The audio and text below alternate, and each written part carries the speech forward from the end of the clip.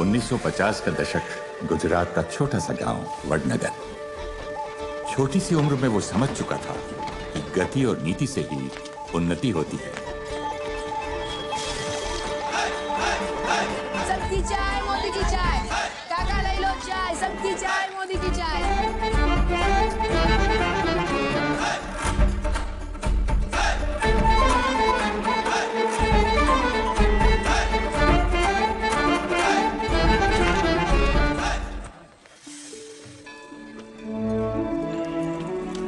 बापू, ये आज की कमाई।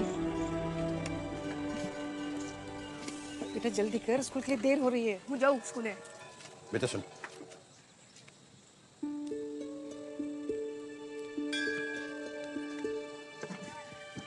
राजू चल। कमाता भी है और साथ साथ पढ़ता भी है।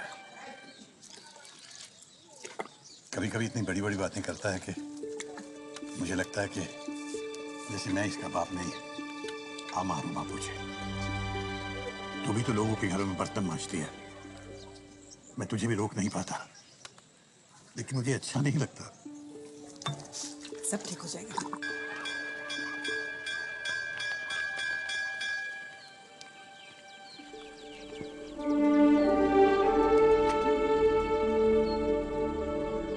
नरू, तू झंडे को देख के ऐसे क्यों करता है?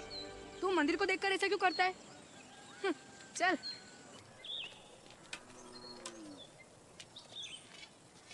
और ये जल्दी धोने और बहुत बर्तन बाकी है।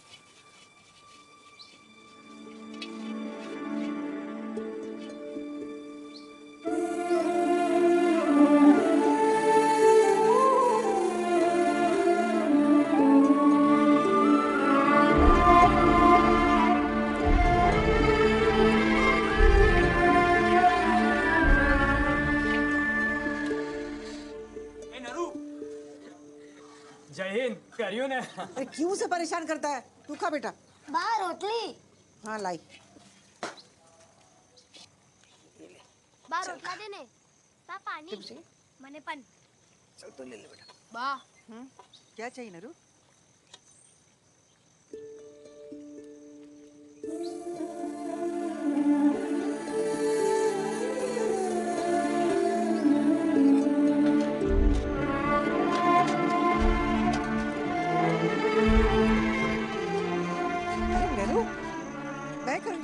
नहीं बा, तू घर पर बर्तन नहीं धोएगी, मैं करूंगा। इतना बड़ा हो गया तू।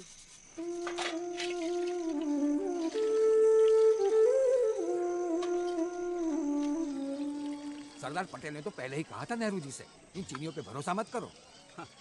हाँ, अब देखो क्या हो रहा है। कश्मीर को लेकर भी नेहरू जी ने पटेल जी की बात नहीं मानी थी।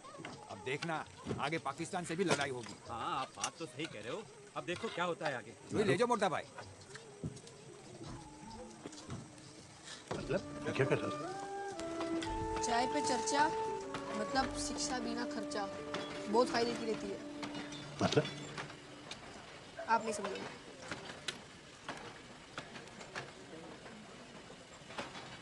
आगरा की हमारे 20 सिपाहियों के लिए जो इंडिया चाइना वॉर के लिए जा रहे हैं।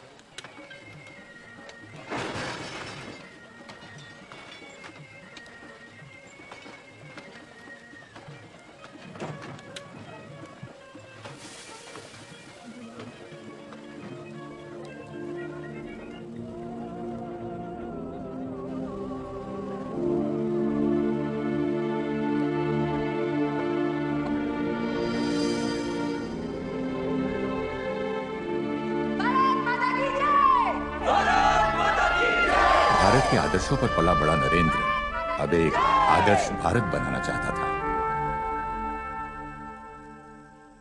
ऐसा जुल्म ना करे, थोड़ा समझने की कोशिश करे। इनकी शादी तो बचपन से हो गई थी। नहीं, पहले दहेज फिर फेरे। कौन करेगा मुझसे शादी? मैं करूंगा आपकी बेटी से शादी। जा, जा, जाना। मैं आपकी बेटी से शादी बिल्कुल नहीं करूंगा। अरे कैसे पिता हैं आप जो अपनी बेटी का सौदा कर रहे हैं? और कैसे लोग हैं आप जो एक नाबालिग लड़की का बचपन छीन रहे हैं? ये दहेज की प्रथा भारत की हर महिला के लिए अभिशाप ही नहीं बल्कि उसकी मर्यादा का अपमान भी है। जो हमारी बात सांभ, तुम्हारे मां बाप ने तुम्हें जीवन दिया, पर तुम्हारे जीवन के हर फैसले का अधिकार सिर्फ तुम्हारा है। जब तक हिंदुस्तान की महिलाएं मजबूर हैं, ये देश कभी मजबूत नहीं हो सकता, क्योंकि नारी शक्ति में है भारत की शक्ति।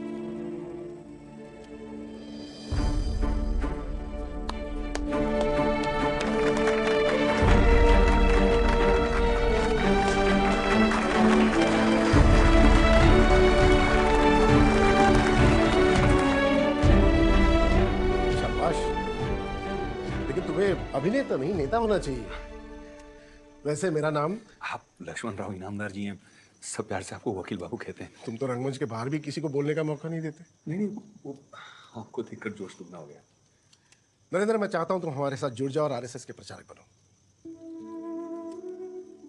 क्यों, देश की सेवा नहीं करनी? नहीं करनी है, पर एक उलझन है। कैसी उलझन?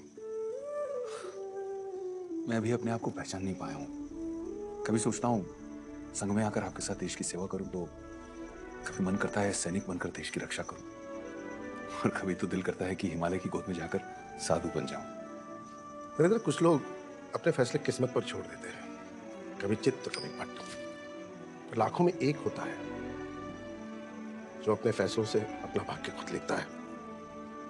तकदीर या तदबीर, तुम्हें किसी एक को चुनना होगा।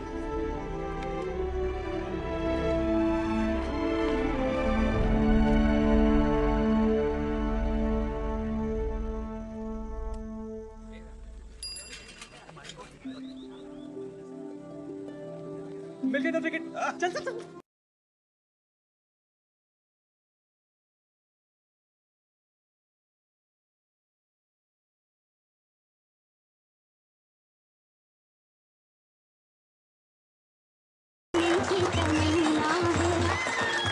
मेरी तौबा, मुझसे कसम ले लीजिए, मैं कभी अपने आप को गाइड नहीं कहूंगा। आप होटल वापस चलिए, वरना लोग समझेंगे कि मैं किसी शराबन के साथ घूम रहा हूँ।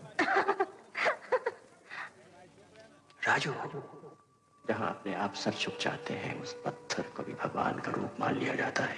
जिस जगह को देखकर परमात्मा की याद आए, वो तीर्थ कहलाता है। और जिस आदमी के दर्शन से परमात्मा में भक्ति जागे, वो महात्मा कहलाता है। समझ ले कि करने वाला कोई और है तो सिर्फ एक बहाना है। काम उसका, नाम तेरा। उसका नाम ले और जो सौंपा गया है उस काम को करता रहे।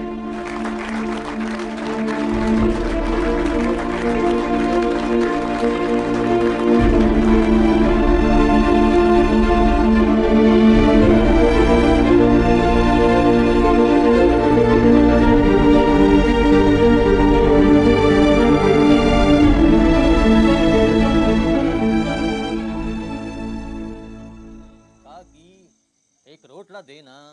सो देवानंद भूत चढ़ गया था नहीं? ना भाई ना, मार पेट भरी एक वाह। हाँ, मैं सन्यासी बनना चाहता हूँ। कभी सैनिक, कभी आलस्य प्रचारक और सन्यासी। ये लड़का हाथ से निकल जाएगा। इसे बांधना पड़ेगा।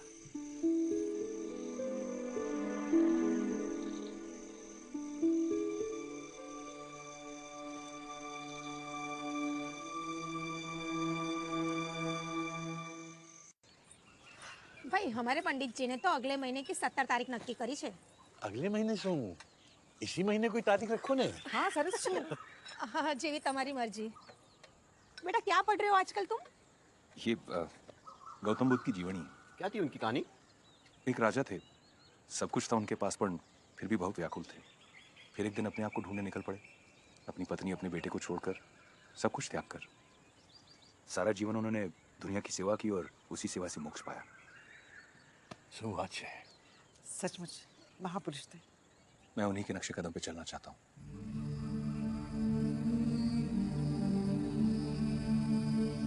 बाबू,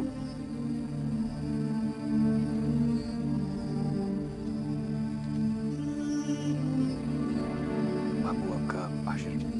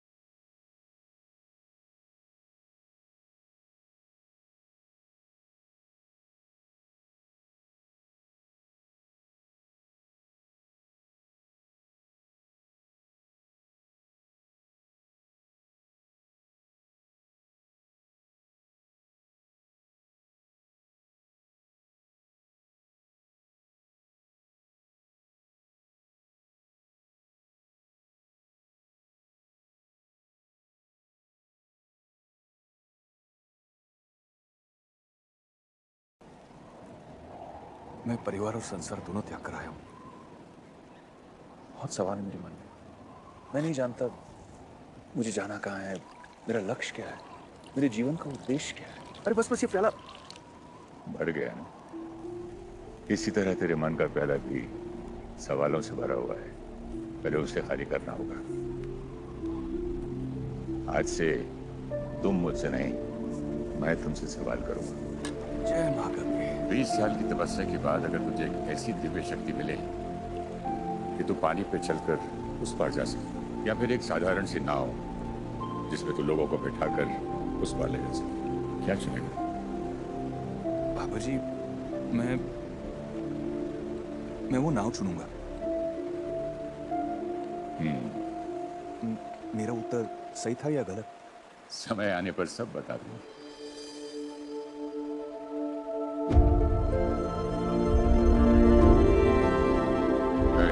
जी बाबा जी। चाकू देना। जी ला।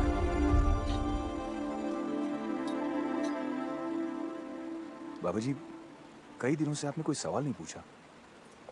क्यों? अभी तो पूछा और तुमने। अभी? हाँ, और तुमने जवाब भी दिया। मैं समझा नहीं। मैं समझ गया।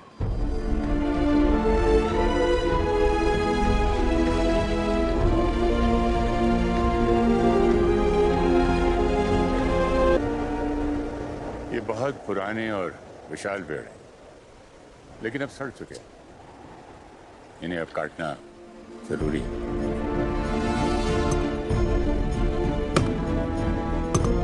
अच्छा ये बता, इन्हें काटने के बाद तू क्या करेगा? बाबा जी, कुछ निकाला है तो उसकी जगह कुछ बो सकता हूँ? हाँ नरेन, अवश्य।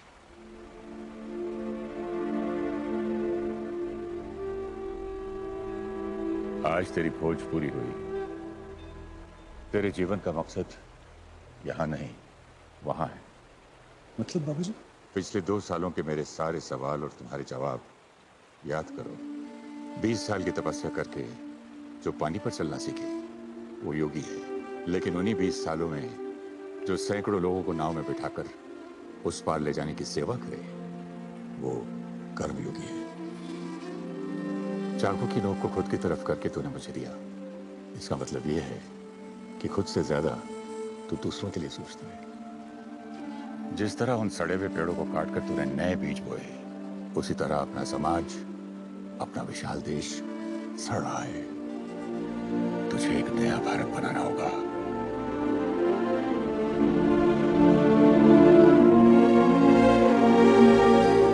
हमेशा पैर जमीन पर और नजरें आसमान